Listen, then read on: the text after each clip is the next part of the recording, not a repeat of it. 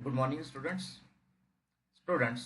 Pharmaceutical jurisprudence इस subject में से ब्लड बैंक इस टॉपिक को हम लोग डिस्कस कर रहे हैं। कल हम लोगों ने इस टॉपिक के कुछ की पॉइंट्स को डिस्कस किया था। कल हम लोगों ने ये जो पॉइंट है, a blood bank shall have an area of 100 square metres for its operations and an additional area of 50 square metres for preparation of blood components, यहाँ तक डिस्कस कर लिया था। आज हम लोग इसके आगे के पॉइंट्स जो है नेक्स्ट की पॉइंट्स को डिस्कस करते हैं। नेक्स्ट की point, some conditions for donation of blood. Blood donate करने के लिए क्या कंडीशंस है, कौन सा व्यक्ति ब्लड डोनेट कर सकता है। First, no person shall donate blood more than once in 3 months। Okay, क्या क्या है, क्या क्या कंडीशन है। No person shall donate blood more than once in a 3 months। 3 months में only once, 3 महीने में एक बार ही ब्लड डोनेट किया जा सकता है, not more than once in 3 months। Second point, the donor shall be in the age group of 18 to 65 years।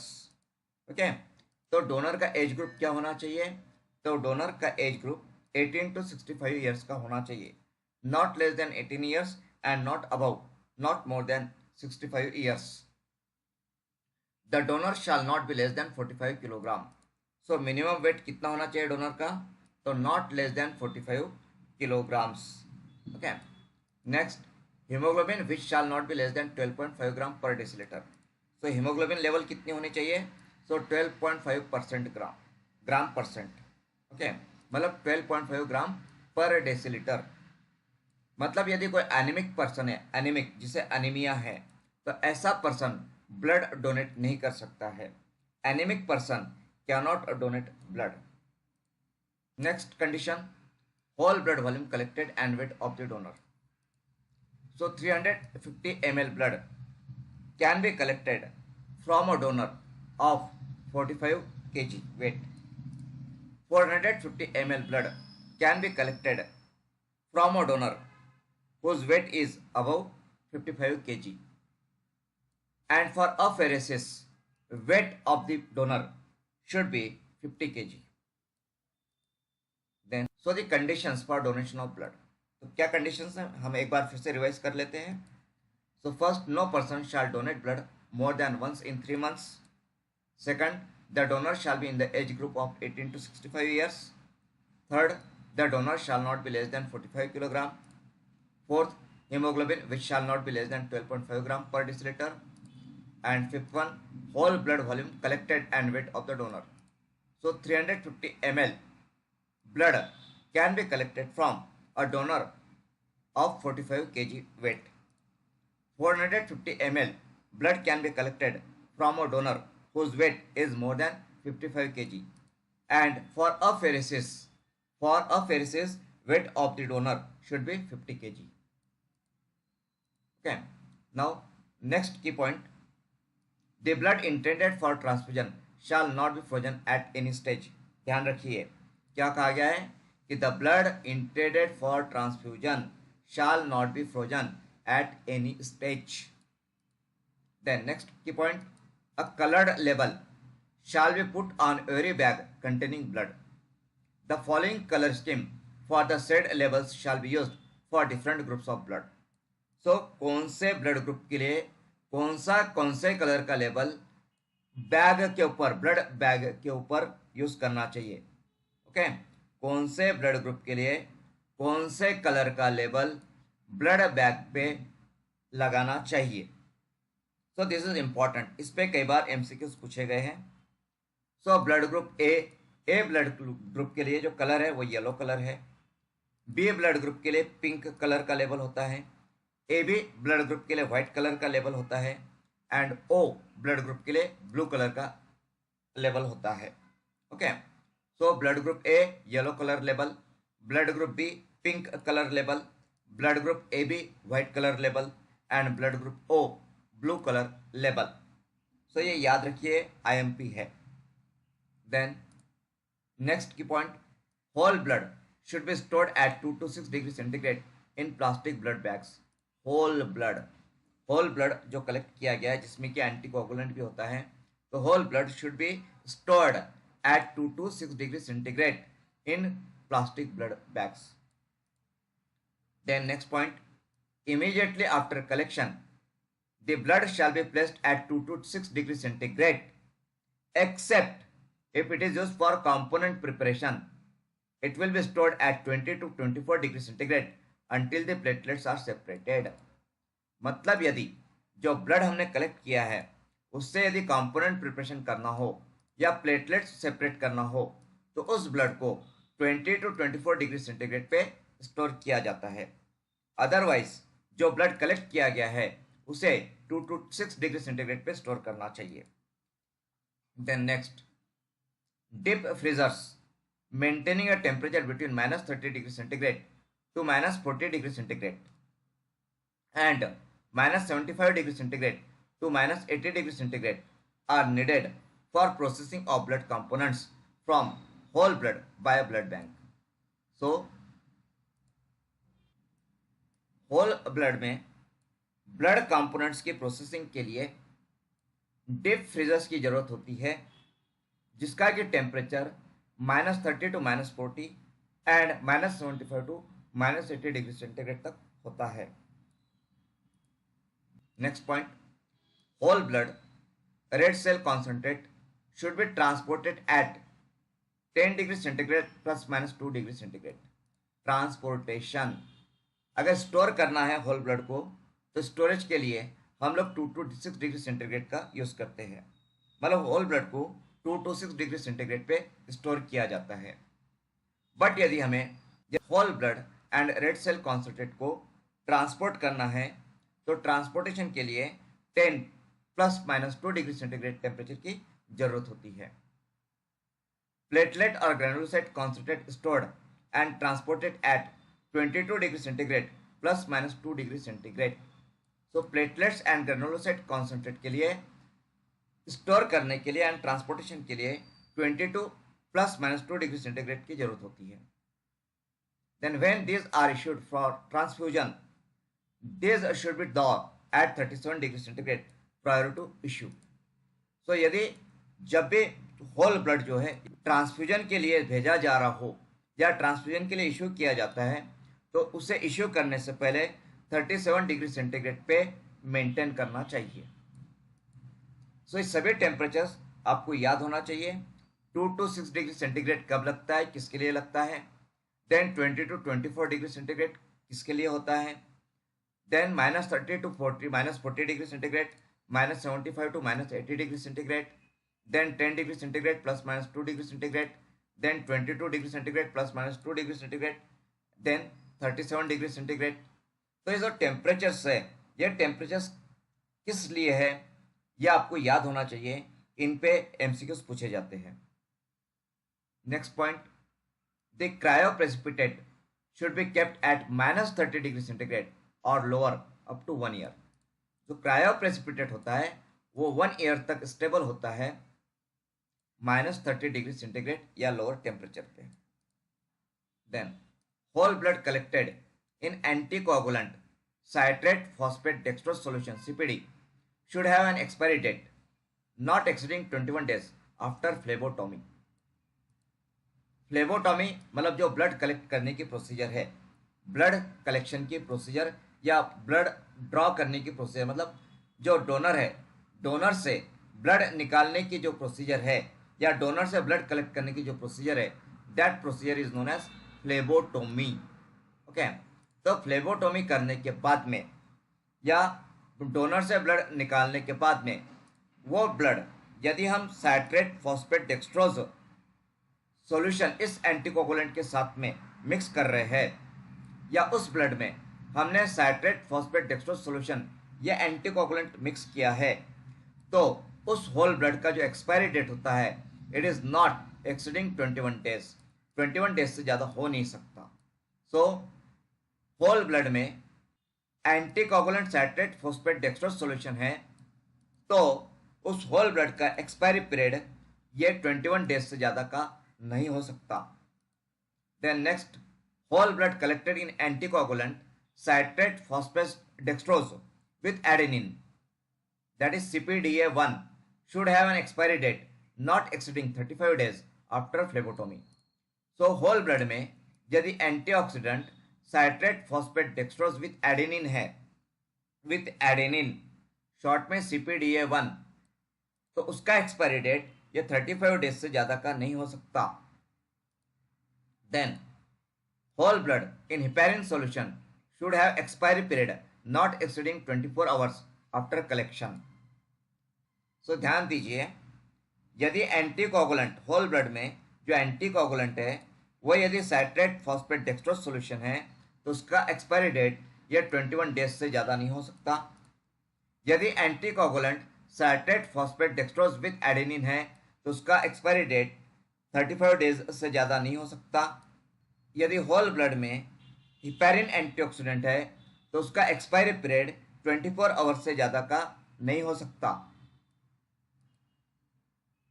Then next की point,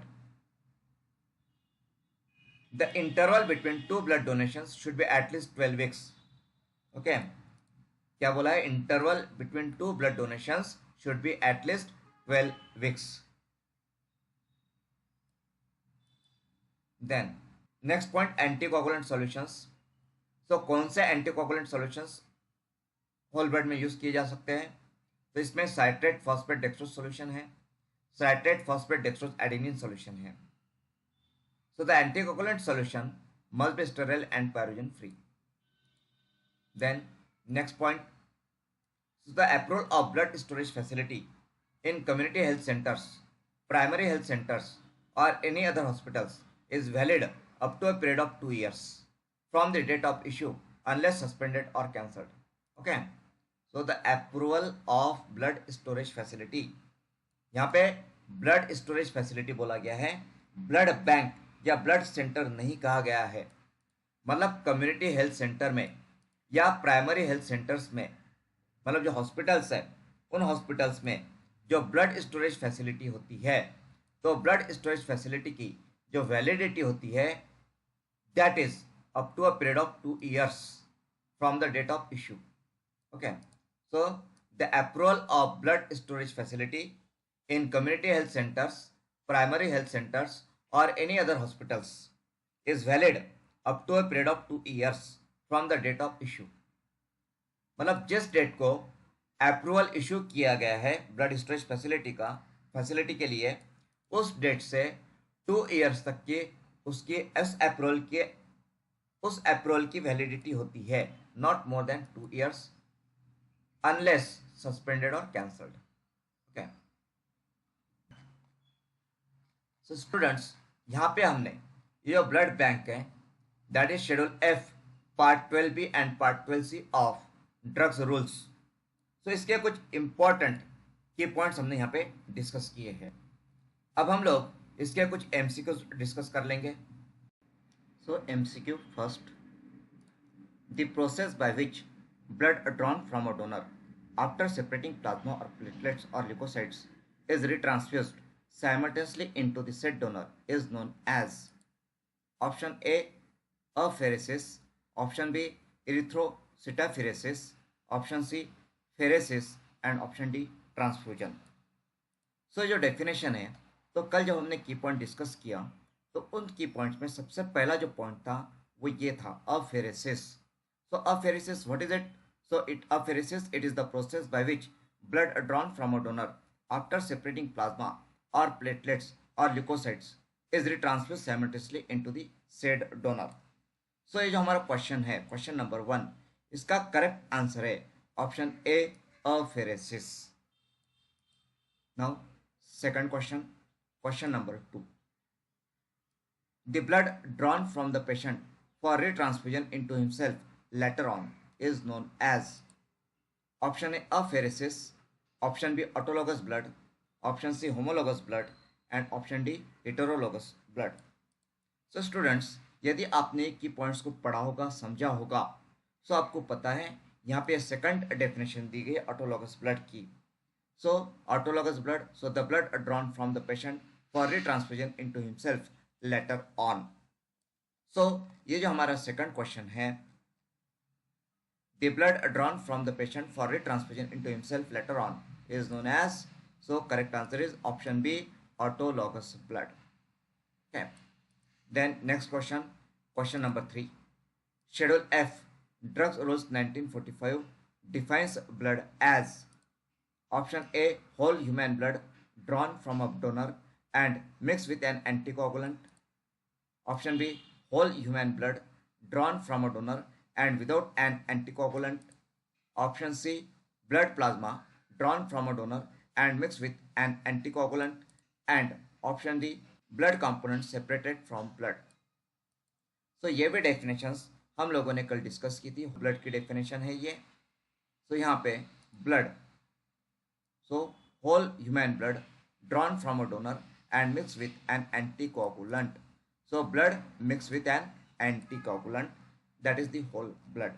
So question number 3 का जो आंसर है that is option A. So question schedule F, drug rules 1945 defines blood as, so option A, whole human blood drawn from a donor and mixed with an anticoagulant. This is the correct answer. Then next question, question number 4. All of the following statements about blood centers are correct except, so option A, they get license from the Central Licensing Authority of India. So blood centre को licence कौन issue करता है? तो कल ये point हमने पूरा detail में डिस्कस किया था. तो जैसे कि आप यहाँ पे देख सकते हो, तो ये जो सेकंड पॉइंट था यहाँ पे इस पेज पे जो कल हमने डिस्कस किया था, सो इसमें क्या मेंशन किया गया है? यहाँ मेंशन किया गया है कि state drug controller issues the licence to the blood bank. कौन इशू करता है? State drug controller. एंड जो डीसीजीआई है, drugs controller general of India, DCGI, यह ब्लड बैंक को अप्रूव करता है.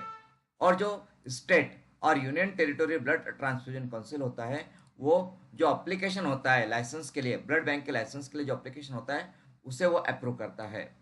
तो यहाँ पे जो करेक्ट है that is state drug controller. So ये जो 4th नंबर का एमसीक्यू है, all of the following statements about blood centres are correct accept.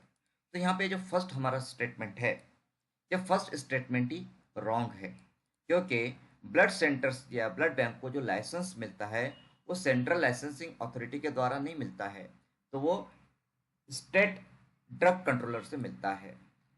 Then यहाँ पे सेकंड बी ऑप्शन है और बी स्टेटमेंट बी है. Second statement, they perform all or any of the operations related to blood drawn from donors. Yes, ये correct है, this one is correct one. Then third जो option, third statement, they prepare store and distribute blood components, ये भी correct है. Then D, they need approval from drug controller general of India, ये भी correct है. Need approval from drug controller general of India, ये हम लोगों ने अभी भी डिस्कस किया है. Now next question, question number 5.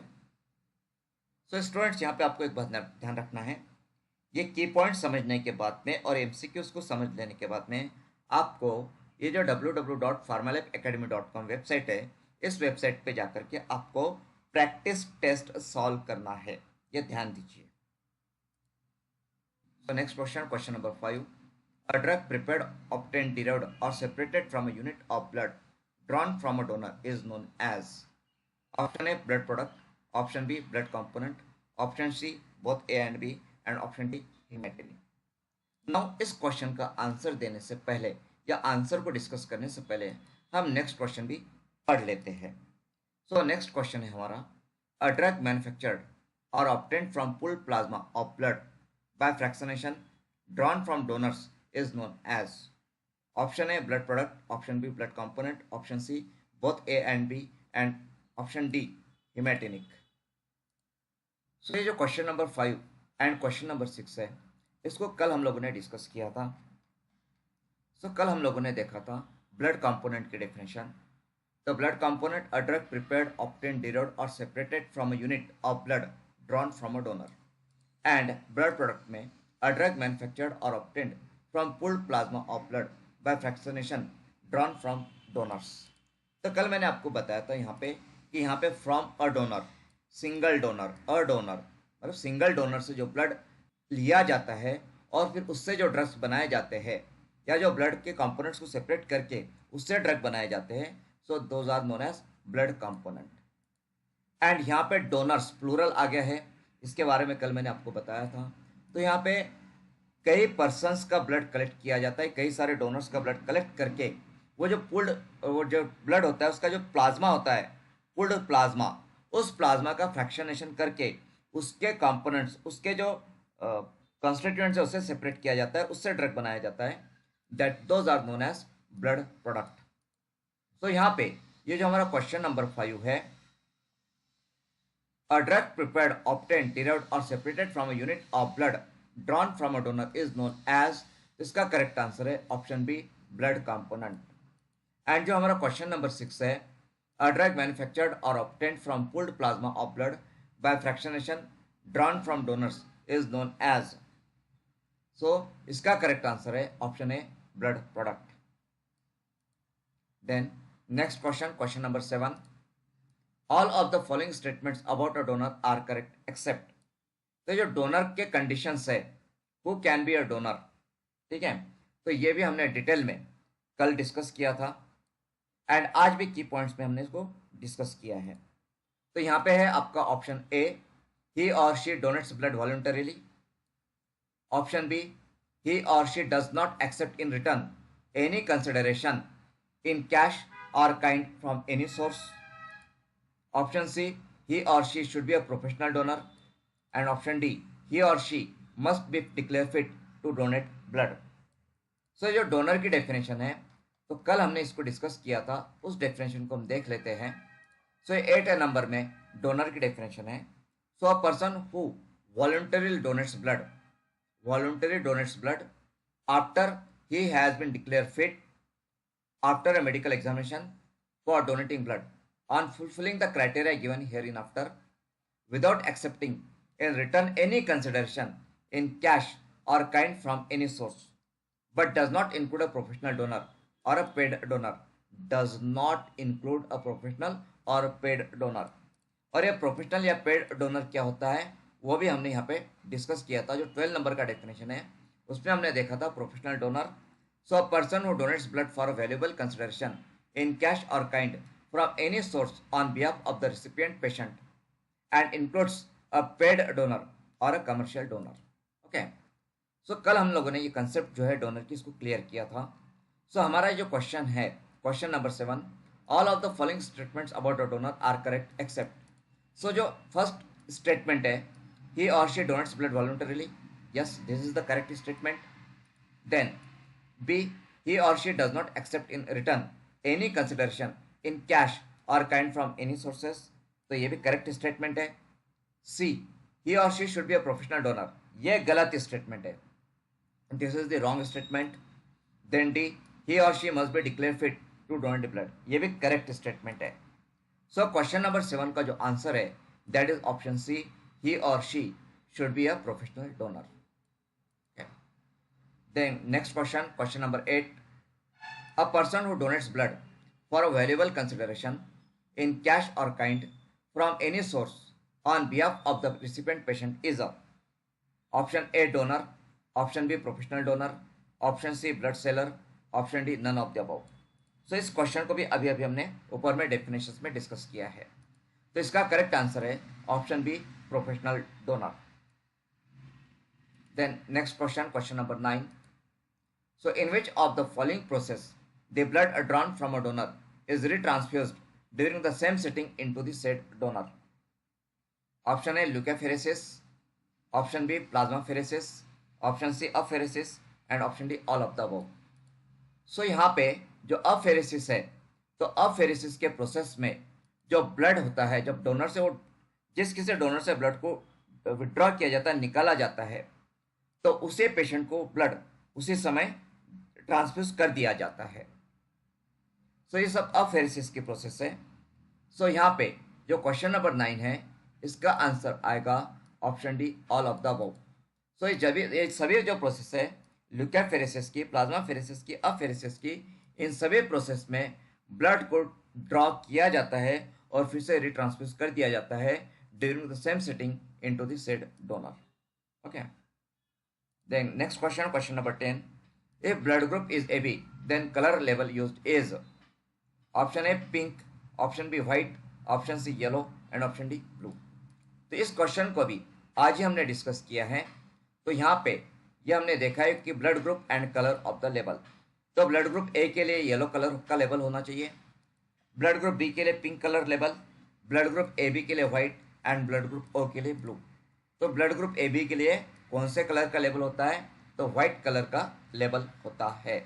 So question number 10 जो है हमारा, so if blood group is AB then color level used is, the correct answer is option D, sorry, correct answer is option B, white color. Okay, so students यहाँ पे blood bank इस topic में के 10 important MCQs को आज हमने discuss किया है। नेक्स्ट एमसीक्यूज को हम लोग कल के लेक्चर में डिस्कस करेंगे। तो आज हम यहाँ पे स्टॉप करते हैं। Have a good day.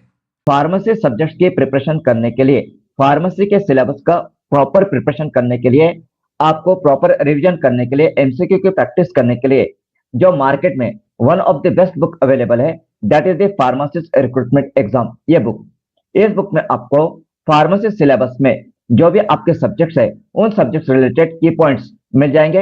ये की पॉइंट्स से आप फार्मेसी का अच्छी तरीके से रिवीजन कर पाओगे।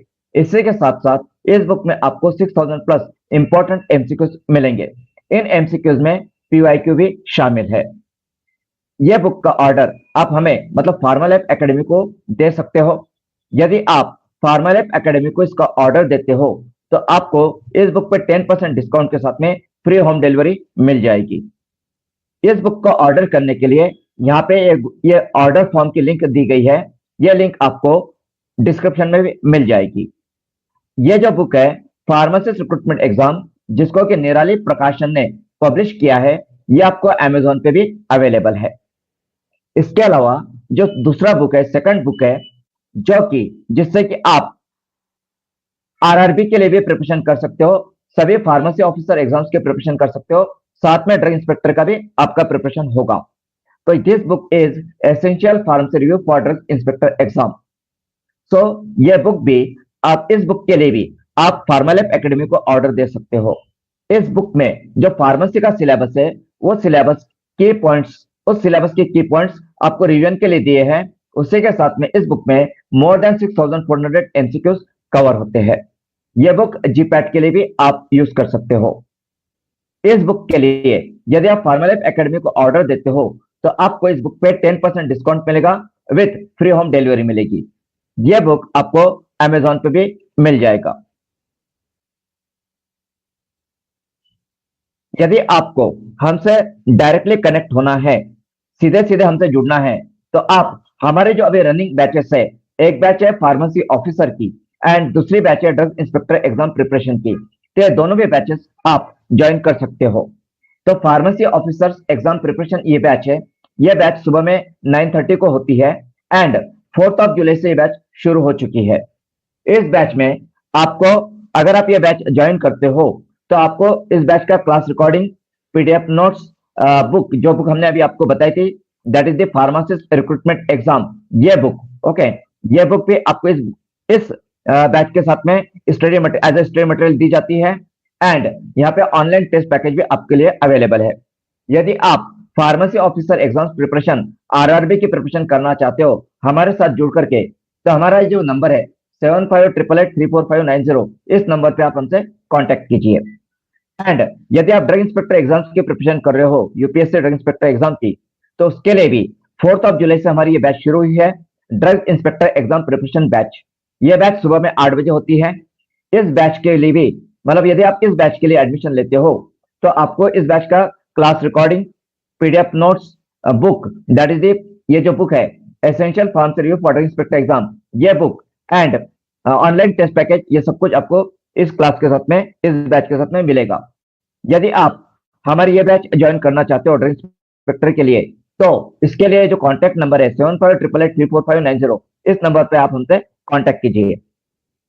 एंड और यदि आप हमसे टच में रहना चाहते हो तो यहाँ पे हमारा एक टेलीग्राम चैनल है एंड व्हाट्सएप चैनल भी है। इसके अलावा डेली एमसीक्यू डोज, मतलब जो हमारा टेलीग्राम चैनल है, ये एक टेलीग्राम चैनल है जहाँ पे हम लोग डेली एमसीक्यूज पोस्ट करते हैं प्रैक्टिस के लिए, आपके प्रैक्टिस के लिए। तो यदि आपको डेली एमसीक्यू डोज चाहिए तो ये जो हमारा टेलीग्राम चैनल है, इस टेलीग्राम चैनल को आप ज्वाइन कर लीजिए। ये जो लिंक्स है व्हाट्सएप चैनल, टेलीग्राम चैनल की, ये लिंक भी आपको डिस्क्रिप्शन में मिल जाएगी। सो यहाँ पे यदि आपको आरआरबी फार्मासिस्ट होना है या ड्रग इंस्पेक्टर का आप प्रिपरेशन कर रहे हो, तो फार्मा लैब एकेडमी की ओर से आपको पूरा सहयोग मिलेगा, पूरा सपोर्ट मिलेगा। उसके लिए आप हमसे कांटेक्ट में रहिए। Thank you.